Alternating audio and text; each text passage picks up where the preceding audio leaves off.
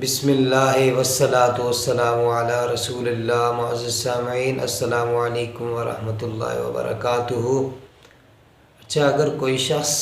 کوئی چیز یاد کرتا ہے، بعض اوقات ایسے ہوتا ہے اور وہ پھر اسے بھول جاتی ہے، اس کے حافظہ کمزور ہے یا نسیان کی بیماری اس کو لاحق ہے، تو یہ وظیفہ ان کے لیے ہے اور انتہائی مفید ہے کہ جو بندہ کوئی چیز یاد کرتا ہے اسے بھول جاتی ہے یا اس کو نسیان کی بیماری ہے، تو وہ ہر نماز کے بعد 101 مرتبہ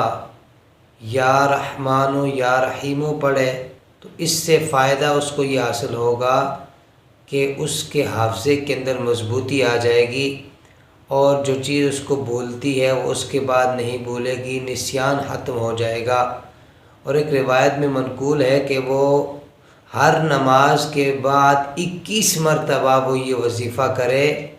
تو اس کی نسیان بھی ختم ہو جائے گی اور نماز کے اندر بھی اس کا دل لگ جائے گا، اس کے بعد وہ نمازی بھی بن جائے گا۔